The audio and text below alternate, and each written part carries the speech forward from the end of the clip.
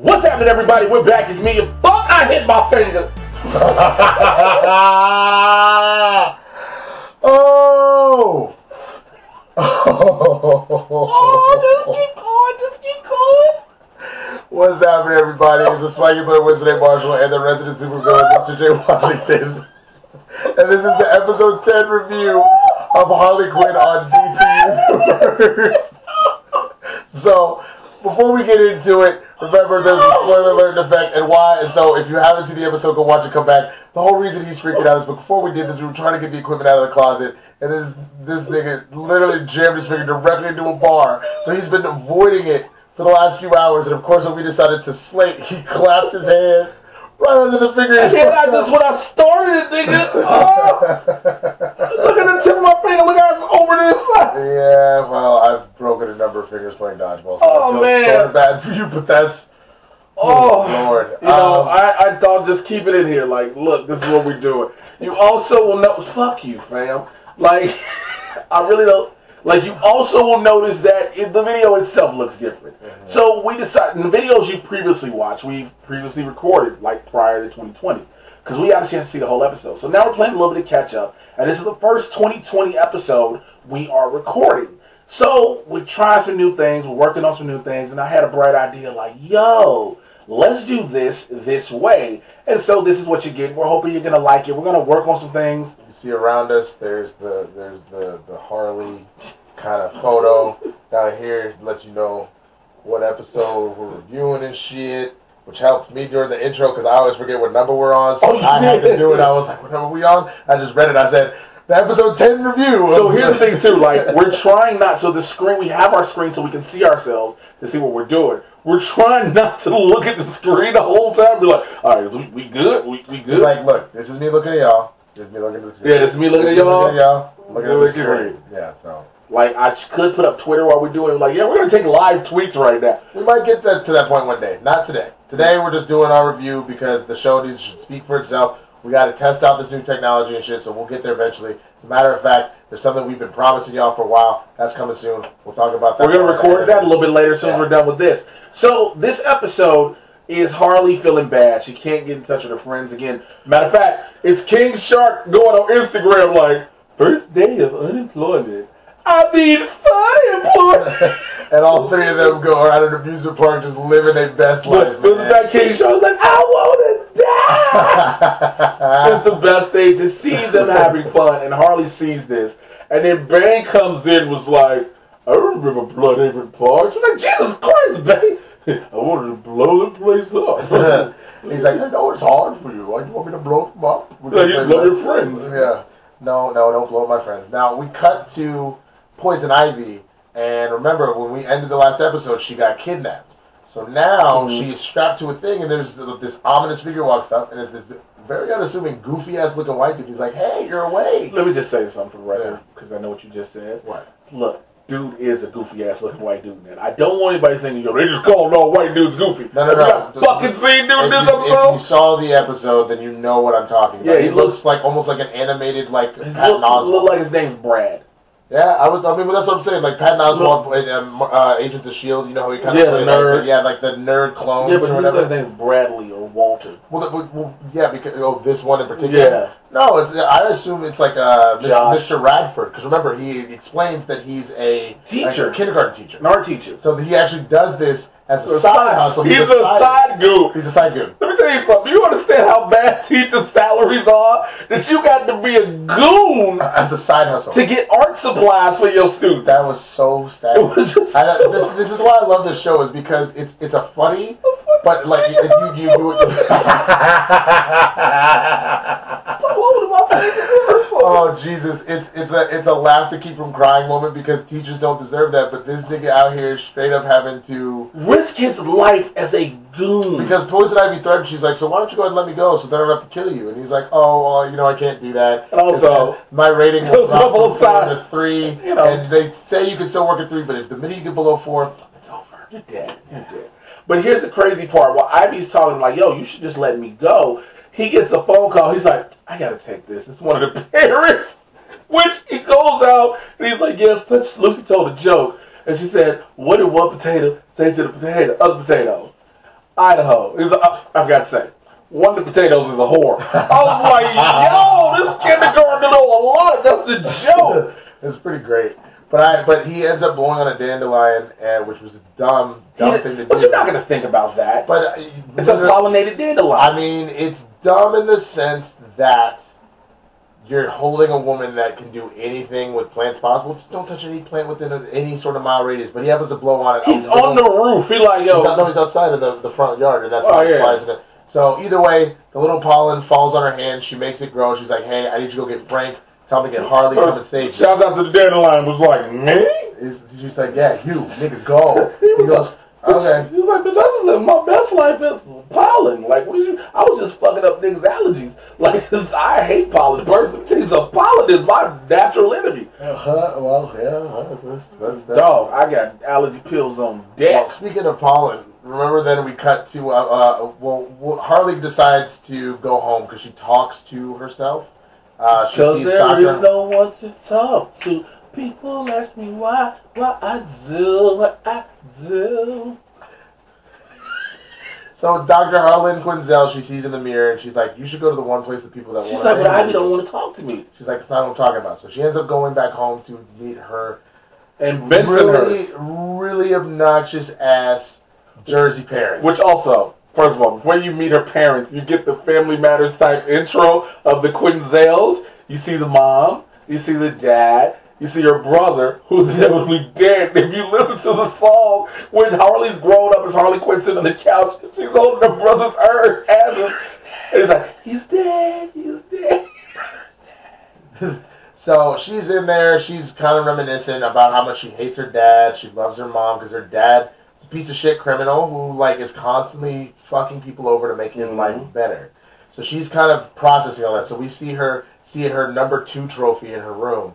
And she was, as we know, a world-class gymnast. She was actually competing, I guess it seems like a world tournament. She was about to be the world champion. Right. And her dad would not He's like, yo, just throw it. Take this. He's like, I'll give you all, I know you get a 10, but I'll give you a 9. Like, I need you to take a dive. He's like, take a dive. You know, daddy needs to get this money real quick because of all the betting problems. She takes the dive, and then he goes, oh, well, actually, I guess I didn't need you to dive after all. Sorry. And she beats the shit out of it. And then he tells her, you know, there's never going to be a woman president. Yeah. She beats the holy fuck. Ever-loving shit out of it. And that's her relationship with her dad, is that her dad is a piece of shit, and she starts going all I, Tanya on it. So, either way, am I wrong? No, I just love the reference. So I looked over. I was like, I'm very proud of you. So we cut to Frank chilling with, what's his name? Clay. Some white boy that's his pot dealer. But his pot dealer who is constantly just getting high with and they having a debate about the WNBA. He was like, call me a purist, but get those dunks the fuck out of my... I like the fundamentals. I just have a good bounce pass. And then here comes Dandelion started talking. He was like, hold on. You were just a little dandelion, little weed. I am a grown-ass plant. All right? You ain't going to tell me what to do. What? I was in trouble. Come on, Cliff. We got to get the fuck out of here. Gotta save Harley. You gotta find Harley to save Ivy, and so all that happens. Well, they cut. He takes a hit of the weed. They cut back, and he wakes up. He goes, "Where the fuck are we?" He's like, "Yeah, man." You gotta first of all go to the fact that the pot dealer, he's so high. He goes, "Am I really high, or are 2 plants actually talking to each other?" You understand? Look, first of all, I'm not gonna lie to you. When he picks up Frank initially, I'd be like, "No, I'm just tweaking, or am I?" But then you're at the crib smoking weed with a giant talking Venus flytrap, talking about how he loves the WNBA, and then here comes a walking dandelion telling him what to do, and you just like, am I seeing 2 plants? That's the moment when you really wonder you high. Stop smoking. Stop smoking. That's a great point. Because that's the moment. That's a great point. You know what I'm saying? That's the moment. Yeah. Not the fact when the plant responded to your Craigslist ad. Not when they just picked you up and walk around. Not when you smoking weed talking about the WNBA. But when the dandelion walk in and talk to him, you like, I might need to stop smoking this shit. And that might be the thing I have to stop doing at this point.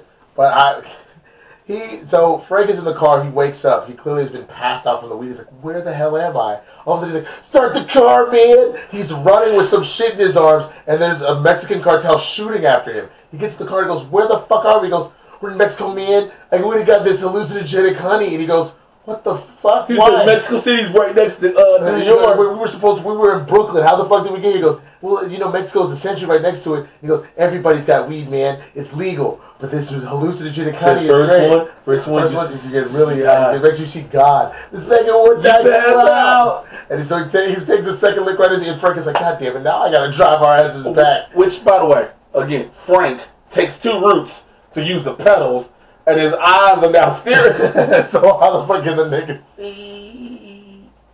These are things that happen. And so we go back, we find out, look, by the way, so we go back to Harley's crib. And Harley's at the table with her mom, her dad. She finds out her dad is out of jail. She's pissed. Her mom was like, well, he made a lot of promises and he apologized and everything. But then they having dinner with grandma too. And then she was like, you know, they're trying to say, well, this is the best time. Well, because Harley's still pissed. She's like, I don't want to be here with this motherfucker. She was like, can you pass the salt about that piece of shit over there? Like, and so Harley's grandmother is like, no, I really appreciate this because I don't have a lot of time left. And Harley goes, what do you mean, Grandma? Well, I have brain cancer. And they say it's the really aggressive. Boom! Head explodes. And then the dad goes, that's a really aggressive form of brain cancer. Turns out there's an assassin, comes in, and is that where his thumb gets shot off? No, that's earlier. That's later, excuse me. That's later, okay. So what it is, the assassin comes in, Harley kills him trying to figure out what's going on. The dad says, look, the assassin's after me. Long story short, he borrowed money from the mob. So now she like, fuck, I gotta try to get you out of this situation. So they go and find some mobsters. They're all having dinner. They make a bunch of quips that are like very racistly. But they acknowledge it too. Like, we gotta stop perpetuating the stereotype. Yeah. The best part, the dad is trying to, you know, reason with them, and Harley's there, and they're like, yo, we can kill this bitch. And the other mobster's like, yo, we ain't gotta be rude while we kill her, because of course it's $1 million bounty on her head. Right.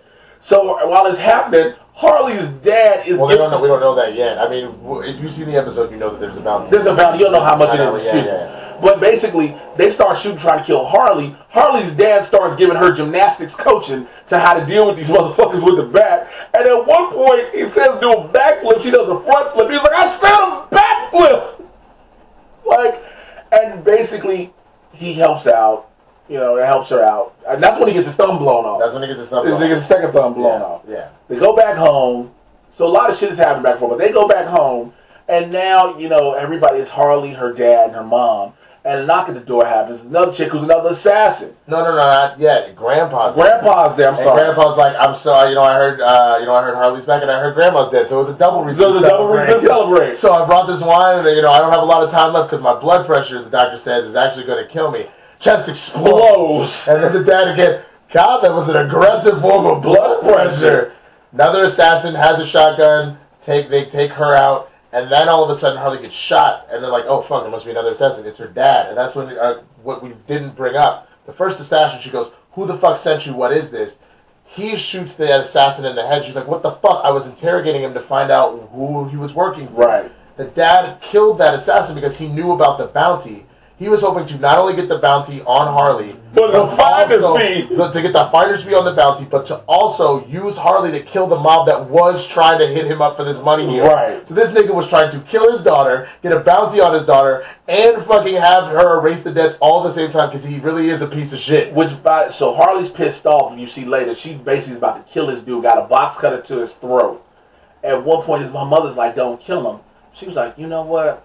You ain't even worth it. None of y'all. Do you understand how that's worse than actually killing somebody? Yeah. When I can tell you, you ain't even worth killing.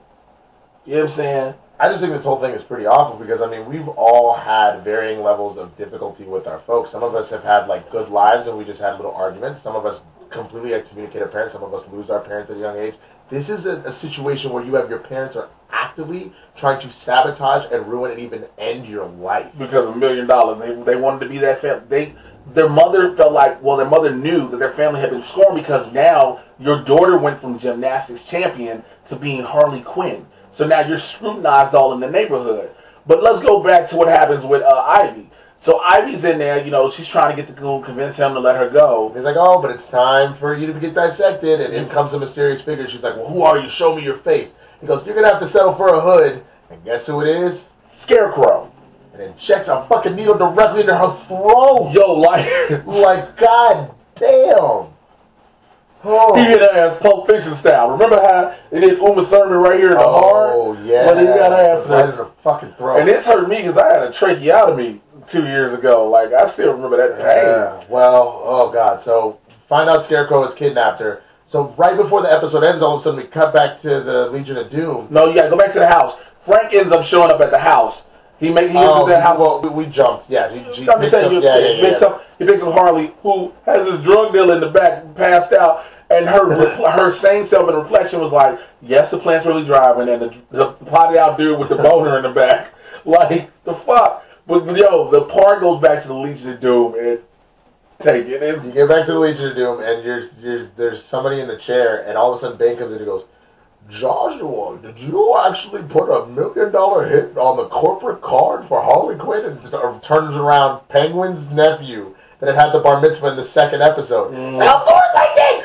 She ruined my bar mitzvah! And he goes, "The corporate card is a very important responsibility. You always pay for hits in cash. And besides, I see a bunch of vape pen orders and all sorts of stuff." Something that says dolphin excursion.